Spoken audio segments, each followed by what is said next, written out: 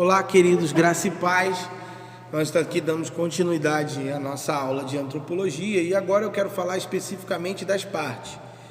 A Bíblia também fala do corpo do homem, né? Do corpo, da alma e do espírito e das doutrinas que regem isso. Muita discussão há no campo teológico acerca desse conceito, acerca dessa ideia, acerca dessa visão do homem e do que compõe esse homem. Quando a gente fala, por exemplo, da parte física, da parte material do homem, a gente está falando do corpo, né? O corpo tem uma validade enorme dentro da criação, ele participa o tempo todo, Deus o fez, essa parte física, e ela existe, inclusive, de algum jeito para desaguar tudo que há no interior do homem, né? E o interessante é que tanto as coisas boas quanto as coisas ruins, elas desaguam no corpo, elas desabocam no corpo. E o corpo desenvolve essas coisas, né? A gente percebe que quando nós estamos mal emocionalmente, o corpo sente algumas coisas. E as vibrações de alegria ou de tristeza que nós temos nessa parte material, elas se manifestam aqui.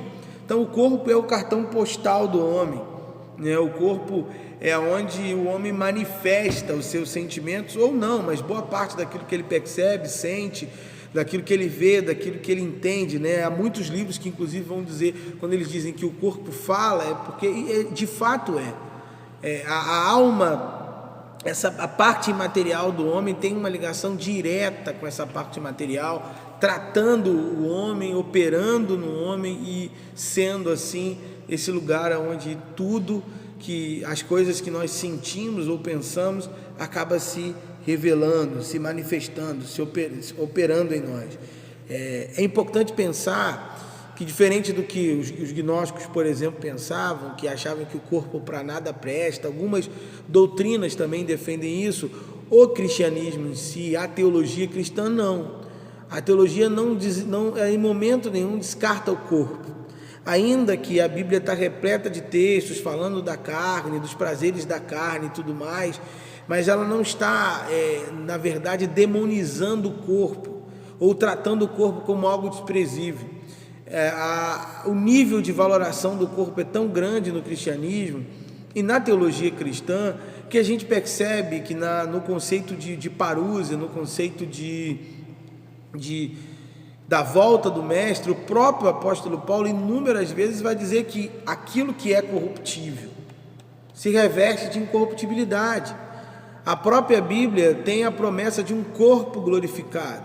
Então a ideia de corpo aqui é de totalidade, né? E é de físico mesmo, é de algo palpável, tocável. Só que a diferença é que, por conta da queda, que a gente vai falar logo mais no próximo vídeo, por conta da queda, o que acontece é justamente isso, é que o corpo ele ficou totalmente fragilizado e acabou estando escravizado em alguns momentos da vontade, do desejo distorcido desse homem de se voltar contra Deus, o seu grande Criador. Mas o corpo, na teologia cristã e na perspectiva cristã, ele tem um papel crucial, ele é algo que também será alcançado principalmente pela transformação divina no que tange a restauração final e a glorificação total da sua igreja. Uma outra parte que se tem acerca do homem é a questão imaterial, né? E aí há uma grande discussão também, a questão da alma, como é que ela surge, quando que ela foi criada, se ela foi criada, como é que ela é transmitida. Existem pelo menos 3 teorias. Existe a teoria da pré-existência da alma, ou seja, que a alma ela existe por si só. Todos os seres humanos já nascem com a alma já está ali presente, né? Está criada por Deus desde o início e presente nesse homem desde o início. É evidente que a gente tem alguns problemas, por exemplo, a alma trata do psique, da nossa consciência, então obviamente se ela sempre existiu, depois da queda, como é que ficou essa questão? Né? Então, a partir de então, a alma produzida, a alma existente ou pré-existente é uma alma mal, que está diretamente ligada ou responsável pelas ações que vão ou se voltam contra Deus. Então é uma questão, uma pergunta que a gente vai fazer, a questão da pré-existência. Tem a ideia também do criacionismo em relação à alma. Não, olha, a alma foi criada por Deus junto com o homem.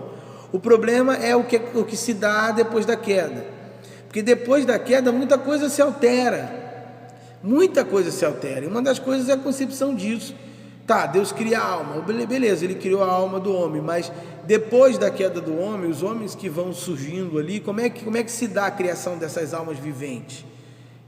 Deus já cria elas no pecado, já criam elas em pecado, digamos assim? É outra pergunta que a gente se faz. Agora tem uma outra linha, que é a do traducionismo. Ou seja, essa linha é justamente uma linha bem defendida, bem aceita por alguns teólogos sistemáticos, que acreditam literalmente na transmissão natural da alma, né? Na verdade, o que acontece? E aí se baseia justamente nesse conceito que se tem a ideia de todos nós sermos pecadores em Adão. Se não houvesse essa transmissão natural da alma, essa coisa toda, como é que ficaria essa ideia de que em Adão toda a humanidade se fez pecado, ou em Adão a morte se veio, ou nós somos pecadores, como o próprio Davi no Salmo 51 vai dizer que por conta dos seus pais, ele já tinha herdado pecado desde o ventre, foi feito em pecado desde o ventre. Como é que era isso? Né? Justamente a partir desse conceito. Então, o que se defende de forma direta é que, de fato, essa alma, existe uma geração natural dela, uma migração dela, naturalmente, né? E aí a gente acaba percebendo isso com muita clareza, com muita verdade, que é uma das coisas com mais bases bíblicas e estruturais, olhando para o texto sagrado, que a gente mais percebe, principalmente para a declaração de Paulo em Romanos capítulo 5, e pelo que se dá no próprio Deus no Gênesis, quando ele pergunta o que tu fizeste com a terra, né? Como se a partir de Adão todos os seus filhos fossem gerados daquela forma, com aquele problema, né? Com aquele defeito de fábrica, que no caso que é o pecado. Uma outra parte material é o próprio espírito, que segundo a maioria dos teólogos sistemáticos é a parte de Deus que a gente tem em nós. E aí é onde Deus se comunica, né? Onde o próprio Paulo vai usar essa expressão mais no Novo Testamento: o Espírito de Deus testifica com o nosso espírito que somos filhos de Deus. Então o Espírito é o ruach, é o fôlego divino, é a ação de Deus em nós, é a fagulha de Deus no homem, é o que se pensa acerca disso. Pelo menos duas doutrinas se faz a partir daí: a tricotomia e a dicotomia. A tricotomia crê que o homem é corpo, alma e espírito. A dicotomia defende que o homem é corpo e alma, sendo que o espírito e a alma são a mesma coisa. A tricotomia, agora, a grande questão é que nós temos base bíblica para as duas coisas. Há momentos na Bíblia que o homem vai ser chamado de alma vivente, vai ter corpo e alma.